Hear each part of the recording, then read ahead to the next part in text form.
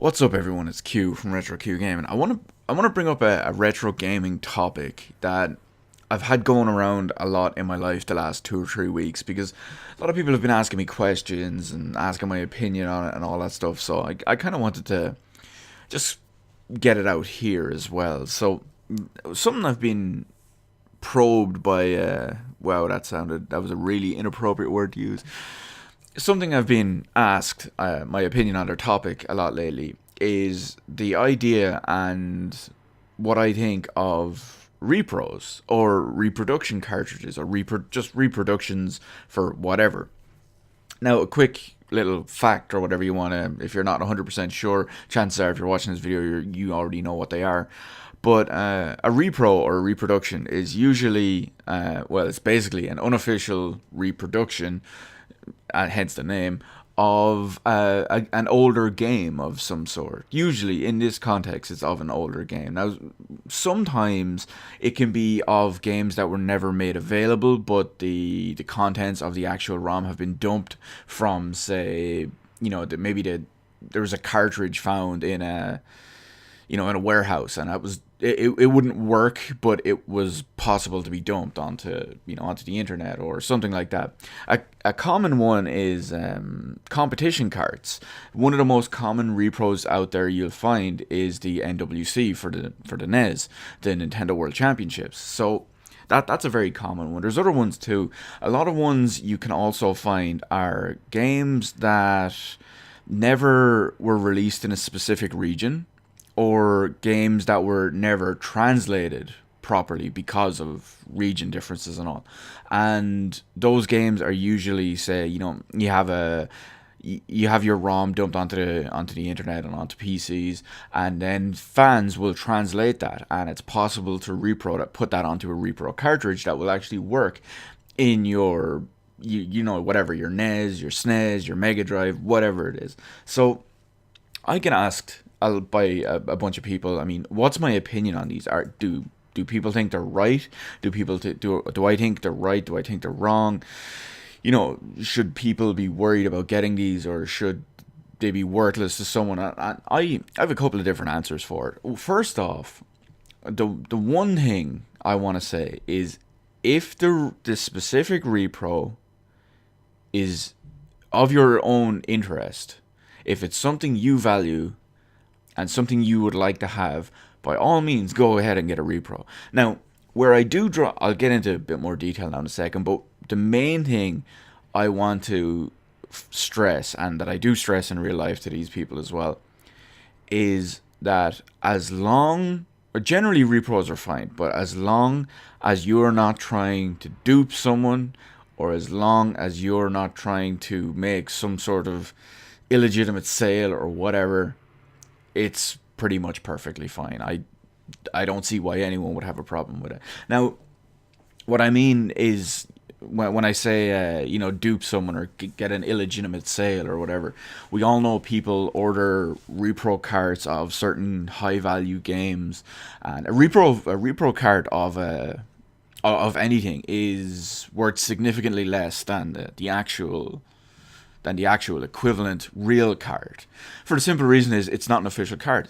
It's essentially a fake copy. Now, I'm not using that in a negative way, but collectors out there want the actual. Well, most collectors out there will want the actual real official cartridge, especially one that is generally tried to be faked a lot, is Nintendo World Championships. Now, most places that sell repros of the NWC, they will either not have the dip switches, or the cartridge will be a different color.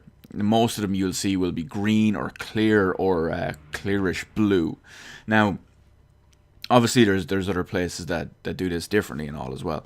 But the way I look at it, and personally I only have one repro game, and I'm very happy with it. And usually another question I get asked, which will tie into this, is the value of repros. Like, how much should I pay for this repro? Like, that kind of question. Like, I bought a repro a couple of weeks back of Secret of Mana 2.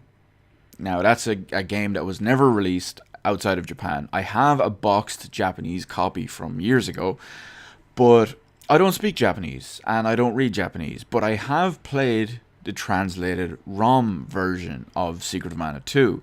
Played it a long time ago, multiple times, different stories and all, etc., etc. I only played the one story like a couple of times over. But yeah, I recently got a repro of that. It cost me less than €100, and it came with a nice box, a good quality, a decent quality box, a good quality manual, and an excellent quality cart.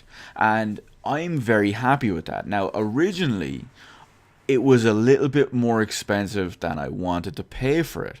I was going into this thinking, right, I'm going to find a repro, Secret of Mana 2, works on my PAL SNES, no problems there. And I was going in thinking, right, this I want to spend X amount of money.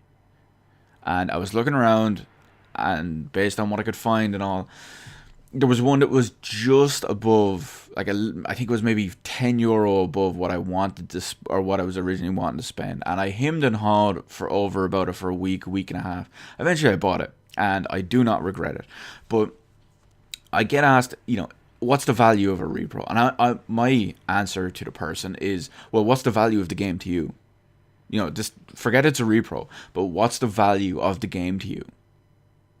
And they usually think, oh yeah, that's a good point. I was like, okay, we'll just use Secret of Mana 2 again for just a random example. Like, let's say my friend wanted Secret of Mana 2, and I was like, okay, what's the value you'd be willing to pay to get a working copy of Secret of Mana 2? And that's your answer. So maybe he'd be like, well, maybe I'd be looking to spend like €60. I was like, okay, well, they're out there for X amount of money. You can make the judgment call on that if you could spare the extra few euro, or if you're already willing to pay more than it costs, that's fine.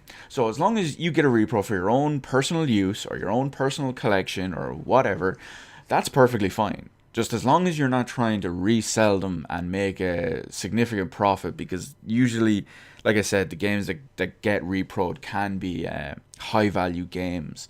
So, I mean, the last thing you want to get is a. Now, I know there's ways of authenticating them and all that stuff, but the last thing you want to do is get like a Flintstones or what else do we have? Little Samson is another common one. There's a couple of other games too. I mean, there's obviously Nintendo World Championships and all as well. But those are obviously high value items. The last thing you want to do is get one of those as a repro, and after paying a significant amount for it. So that's the way I look at it. I mean, if it's for your own personal use and you don't mind it being a repro, that's fine. Now, usually, like I said earlier at the start of the video as well, usually repros are only got in the situation of like homebrews or hacks or games that were not available in certain areas and stuff like that, be it for whatever kind of region. Like another one that's a perfect example is I am contemplating getting a Soul Blazer, an English PAL Soul Blazer repro at some point, for the simple reason is that game, the actual English PAL version, is ungodly expensive. So that's something I would like to play. I'd like to possibly have for my collection, and I would not mind a repro of that. Now, where I won't say I get a bit fuzzy or I draw the line, but I do want to bring up something that's a little bit kind of separate. And that is buying repros of easily available, relatively cheap games. At that point, I question, I mean, let's say, God, I don't know why I'm picking this one off the top of my head, but Contra, for example, on the NES, or Probotector as it's known here in Europe, it's like a 30, €40 game. So it's not too expensive. Now, that's 30 or €40 for a box copy. So that's not too expensive. And if you're penny pinching on 30 or €40, so, probably like 20, 25 for just a card. So, I mean, if you're penny pinching to that much of a degree, I would almost argue, well, here, hang on, just play it on an emulator or something like that. Because at that point, your commitment to it is obviously so little that it shouldn't really matter. Now, fair enough, if you want to go out and get a repro of a relatively cheap game, go ahead. I'm not going to stop you or anything like that. But at that point, I would just question your commitment to it. I mean, if you're not worried about it You know, is it really going to matter if you just play it on something else, or do you just want it for a cartridge? Do you just want to be able to display it and have it look nice, or you know, what's your goal with this? So it essentially comes back to what's the value you place on it, and is it for your own, you know, personal collection or personal use? Because that's what this is at the end of the day. So I mean, personally, I'm going to use repros for stuff that I can't usually get, or that might be prohibitively expensive, but I would like to have a physical copy of some sort. Soul Blazer comes to mind. Secret of Mana obviously is different because it was never released in English, or Secret of Mana 2, but you get the idea. So yeah, that's basically it. I've said it a few times already. I'll close off with it one more time. If it's for your own personal use, your own personal consumption, your own personal collection, if it's something, you know, maybe you'd like to have, or maybe you've always wanted to try, or maybe, you know, you want this game that you can bust out for a party or some shit like that, or to show off, or to stream, or whatever it is, you know, that's cool. Just go ahead. Just as long as, you know, there's no problem with that whatsoever. And, you know, this is just my opinion on the whole thing. As far as the value and what you should pay for them goes, it's all down to your own individual pricing on the game. What is the value of, you know, whatever game's reproduction? What's the value of that to you and to your collection? You know, some people might be willing to spend €50 on an NWC. Some people might be willing to spend €70. Some people might be willing to spend €100. Some people might not even want to spend €30 on it. So, you know, some people, they get the idea. It's like, well, you know, if it was €30, I'd buy it, but it's 50, so I won't. So it's your own personal thing on it as well. And I'll say it one last time, just at the tail end of this: as long as you're not doing it for illegitimate personal gain or to dupe someone or anything like that, I don't think there's anything wrong with it at all. So go ahead, go forth and multiply with repros. There's tons of people out there, including myself, who have enjoyed reproduction cartridges and reproduction games from, or of games that we should never properly be able to experience. So, you know, we can thank all those people who have done fan translations, all the people who actually put the repros together to make sure they work and all. That's all fantastic, and those people do all this hard work. So I'm definitely thankful of that. Anyway, let me know your opinion of repros and anything like that in the comment section below. Hit the like button. Hit the subscribe button. You can follow me on Twitter. Details in the description below. Thank you for watching, and I'll see you on the rest of the videos in my channel.